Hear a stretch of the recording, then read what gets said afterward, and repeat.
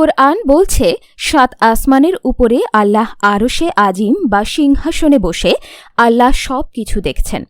কিন্তু বিজ্ঞান বলছে আকাশ বলতে কিছু নেই, সবই ফাঁকা। কোরআন বলছে আকাশকে আল্লাহ স্থির রেখেছেন যাতে তা মাটিতে পড়ে না যায়। কিন্তু বিজ্ঞান বলছে আকাশ বলতে তো কিছুই নেই।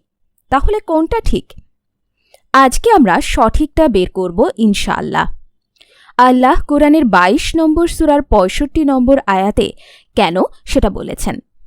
তিনি আকাশকে স্থির রাখেন যাতে তা পৃথিবীতে পতিত না হয় আল্লাহর অনুমতি ছাড়া। আল্লাহ বলেন, তুমি কি লক্ষ্য করো না যে জমিনে যা কিছু আছে এবং নৌযানগুলো যা তারই নির্দেশে সমুদ্রে বিচরণ করে সবই আল্লাহ তোমাদের জন্য অনুগত করে দিয়েছেন। আর তিনি আসমানকে আটকিয়ে রেখেছেন যাতে তার অনুমতি ছাড়া তা জমিনের ওপর পড়ে না যায়। নিশ্চয়ই আল্লাহ মানুষের প্রতি বড়ই করুণাময়, পরম দয়ালু। সূরা আল বায়ান। প্রাচীনকালের বিজ্ঞানীদের ধারণা ছিল আশেপাশের পাহাড়গুলো পৃথিবীর শেষ প্রান্ত, পাহাড়গুলো আকাশকে ধরে রেখেছে। সেই যুগের বিজ্ঞানীরা এমন মনে করত। পরের যুগে জানা গেল পাহাড় পার হয়েও আরও পৃথিবী আছে, আর আকাশ পাহাড়ের চেয়েও অনেক দূরে। এটাও বলতো পৃথিবী সমতল। সেই যুগের বিজ্ঞানীরা এটা ঠিক মনে করত, কিন্তু পরের যুগে জানা গেল পৃথিবী সমতল নয়।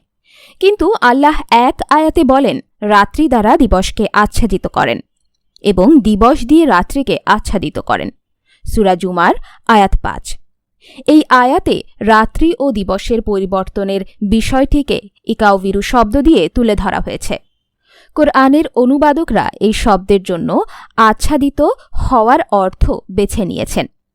ওই শব্দের মূল অর্থ কোনো কিছু গোল বানানো, যেমন মাথায় পাগড়ি পেঁচানো। এইখানে আল্লাহ বলেই দিয়েছেন পৃথিবী গোল। তারপরের যুগের বিজ্ঞানীরা জানালো পৃথিবী সূর্যের চারিদিকে ঘুরে, সূর্য স্থির। সেই যুগের বিজ্ঞানীরা এটা ঠিক মনে করত।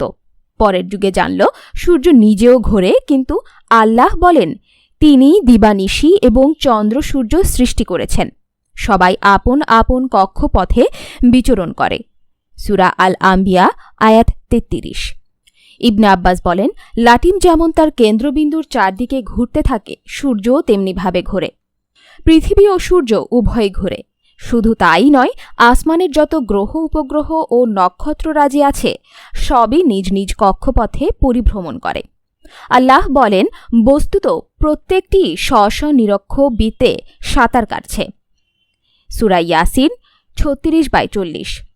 শায়খ আল বানী উক্ত আয়াতের ব্যাখ্যায় বলেন, আয়াতে পরপর ৩টি শব্দ উল্লেখ করা হয়েছে, যেমন জমিন, সূর্য ও চন্দ্র।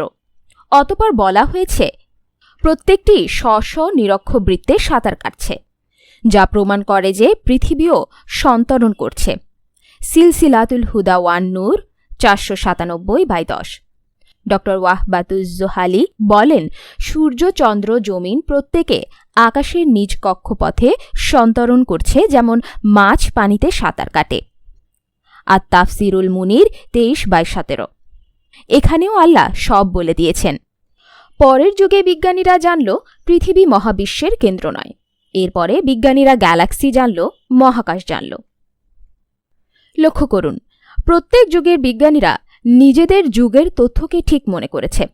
পরবর্তী যুগের বিজ্ঞানীরা নতুন তথ্য আবিষ্কার করে আগের যুগের জ্ঞানকে ভুল প্রমাণ করেছে। এমন বারবার হয়েছে। চলেন দেখি আল্লাহ কেন কোরআনের ৬৫ নম্বর সূরার ১২ নম্বর আয়াতে বলেছেন তিনি ৭টি আকাশ এবং ৭টি পৃথিবী বানিয়েছেন। কিন্তু জ্ঞান বলছে আকাশ বলতে কিছুই নেই। আমরা আকাশের দিকে তাকালে যা দেখতে পাই তা কেবলমাত্র প্রথম আকাশের মহাশূন্য। আমরা টেলিস্কোপের মাধ্যমে বা অন্যথায় যতটা দেখি তা প্রথম আকাশের মহাশূন্য। আল্লাহ আমাদেরকে কুরআনে বলেন, তিনি যে সত্তা যিনি সৃষ্টি করেছেন তোমাদের জন্যে যা কিছু রয়েছে জমিনে, অতঃপর তিনি মনোসংযোগ করেছেন আকাশের প্রতি। বস্তুত তিনি তৈরি করেছেন ৭ আসমান, আর তিনি সর্ববিষয়ে অবহিত। সূরা বাকারা অধ্যায় ২ আয়াত ২৯। আর আমি তোমাদের ওপর সৃষ্টি করেছি সপ্তপথ। সূরা আল মুমিনুন অধ্যায় ২৩ আয়াত ১৭। আর আমি নির্মাণ করেছি তোমাদের ওপর মজবুত সপ্ত আকাশ। সূরা নাবা অধ্যায় ৭৮ আয়াত ১২। আমাদের মহাবিশ্বের কোনো শুরু বা শেষ নেই। বিগ ব্যাং এর পর থেকেই এটি ক্রমশ সম্প্রসারিত হচ্ছে। আর মহাবিশ্বের আকার সম্পর্কে চিন্তা করা মানুষের ছোট মস্তিষ্কের জন্য কঠিন, কারণ বলে শেষ করা যাবে না।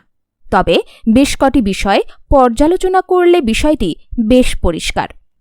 বিজ্ঞান বলছে সূর্য পৃথিবী থেকে ১৩ লাখ গুণ বড়। সূর্যের চেয়ে বড় ব্যাটেল জিউস নামে একটি তারা।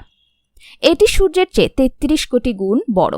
বিজ্ঞানের জানানো সর্বশেষ তথ্য বলছে প্রক্সিমা সেন্ট্রাই, আলফা সেন্ট্রাই, ব্যাটেল জিউসের মতো ৫০০ বিলিয়ন তারকা নিয়ে গঠিত হয়েছে গ্যালাক্সি বা ছায়াপথ। এমন কোটি কোটি গ্যালাক্সির তথ্য জানিয়েছে বিজ্ঞান। পৃথিবীর সবচেয়ে দ্রুতগামী যান অ্যাপোলো 11। এটি সেকেন্ডে ১১ কিলোমিটার বেগে চলে। সেই হিসেবে ১ মিনিটে চলে ৬৬০ কিলোমিটার। ঘণ্টায় হিসেব করলে সেই পথ হয় ৩৯,০০০ কিলোমিটার। পৃথিবীর সবচেয়ে কাছের তারকা Proxima সেন্ট্রাই।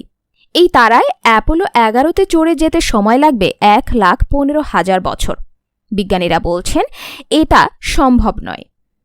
Galaxy, supernova, black hole এগুলো প্রথম আকাশ নয়, প্রথম আকাশের মহাশূন্য। এই মহাশূন্য পার হওয়ার পর প্রথম আকাশ। প্রথম আকাশ থেকে দ্বিতীয় আকাশের দূরত্ব ৫০০ বছরের পথ। তারপর দ্বিতীয় আকাশের মহাশূন্য, এরপর দ্বিতীয় আকাশ। ঠিক এরকম ৭টি আকাশ রয়েছে। যেমন হাদিস সমূহে উল্লেখ আছে, এক আকাশ থেকে আরেক আকাশের দূরত্ব ৫০০ বছরের পথ। বিশ্বনবী সাল্লাল্লাহু আলাইহি ওয়াসাল্লাম বলেছেন, তোমার আংটি যদি সাহারা মরুভূমিতে ফেলে দাও, বিশাল মরুভূমির তুলনায় আংটিটা যত ছোট, আল্লাহর দ্বিতীয় আকাশের তুলনায় প্রথম আকাশ তত ছোট। মানবজাতি এখন পর্যন্ত মহাবিশ্বের যেইটুকু অংশ সম্পর্কে ধারণা লাভ করতে পেরেছে, ভিজিবল অর অবজারভেবল ইউনিভার্স, তা সম্পূর্ণ মহাবিশ্বের এক অতি ক্ষুদ্র অংশ। শুধু তাই নয়, মহাবিশ্ব ক্রমসম্প্রসারণশীল, যার পরিসীমা সম্পর্কে আপনার সুনির্দিষ্ট ধারণা নেই।